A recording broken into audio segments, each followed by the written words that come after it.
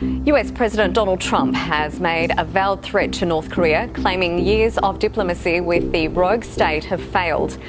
In typical Trump style, the president shared his thoughts on Twitter, saying presidents and their administrations have been talking to North Korea for 25 years. Agreements made and massive amounts of money paid. Hasn't worked. Agreements violated before the ink was dry, making tools of US negotiators. Sorry, but only one thing will work. It comes after Mr. Trump made vague comments about the calm before the storm in relation to the ongoing North Korean nuclear tensions. Mr. President, what did you mean by calm before the storm yesterday? What did you mean by that? Thank you very much. You'll find out. You'll find out.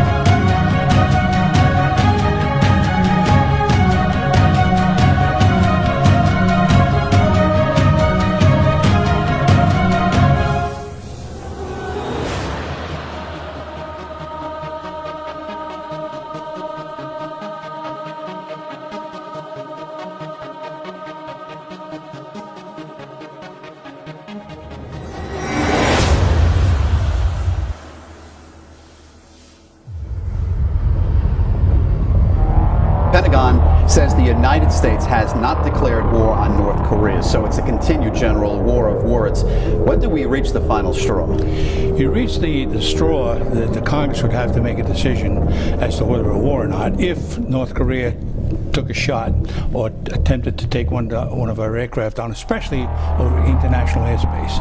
And they have done that in the past, incidentally.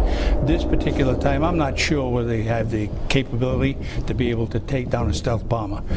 If that happened, that would certainly be the straw that broke the camel back. What type of military action are we talking about if that's exercised? If they attempted to take one of our aircraft, we would certainly launch a strategic placement of ordnance along, especially north of the border of the DMZ, where all the conventional artillery is placed, because that would be the first thing that North Korea would do to take it out on South Korea. And in addition to that, they would take out industrial areas where munitions are known to be manufactured, in addition to the missiles that they allegedly have, and their nuclear sites if they have it. The problem is most of that is mobile. All right, you were talking about South Korea. U.S. Air Force Brigadier General Rob Givens, retired, said a war between the United States and North Korea would result in about 20,000 South Koreans dying every single day. So how do you protect South Korea? You almost can't, and that's exactly what I was talking about. Conventional artillery is all across the northern part of the DMZ. I was there, I saw that. It's all geared and specifically targeted to Seoul and the higher populated areas of South Korea. To be able to take all that out at the same time is almost impossible. All right, finally, General, how does China play a part of it? You've been saying it all along. They're key in all of this. China said that if North Korea started the action, they would stand by and not do anything. I have a little bit to understand on that one. They said the same thing in 1950. If we started it, allegedly, then they would come to the aid of North Korea. And now, let's go back to October 1950.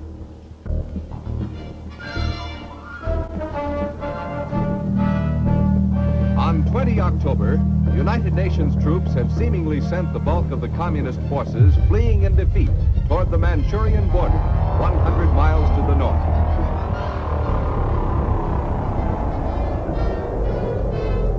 From west to east, U.S., British, and South Korean troops are pursuing the disintegrating communist forces. By 27 October, South Korean troops have reached the Manchurian border on the Yellow River near Chosan, and other UN forces have advanced against virtually no opposition.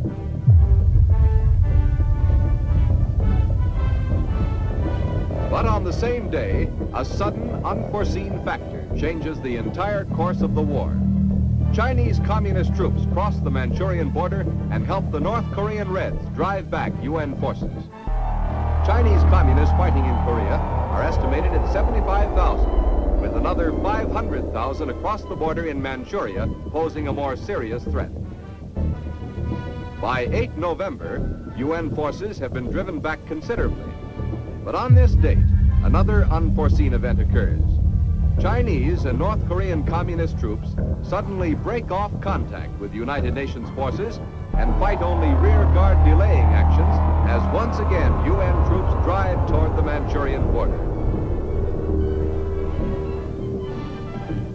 On 20 November, another United Nations unit reaches the Manchurian border. This time it is a United States unit, the first U.S. outfit to reach the border. As United Nations troops continue to advance in other areas, much depends on what the huge Chinese army will do next. China will never allow chaos and war on the peninsula. The first sign of the growing threat from China. Captured in East Coast battles 50 miles from the Manchurian border, these troops belong to Chinese Red Army divisions in the combat zone. Chinese and North Korean captives are brought out of the hills to Wonsan and Hamhung. The Chinese are better clothed than their North Korean comrades. With their quilted uniforms, they wear tennis shoes wrapped in layers of burlap, making a kind of shoe pack.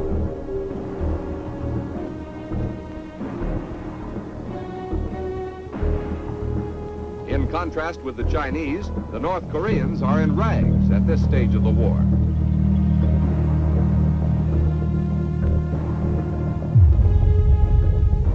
The prisoners double time across the Wonsan airfield.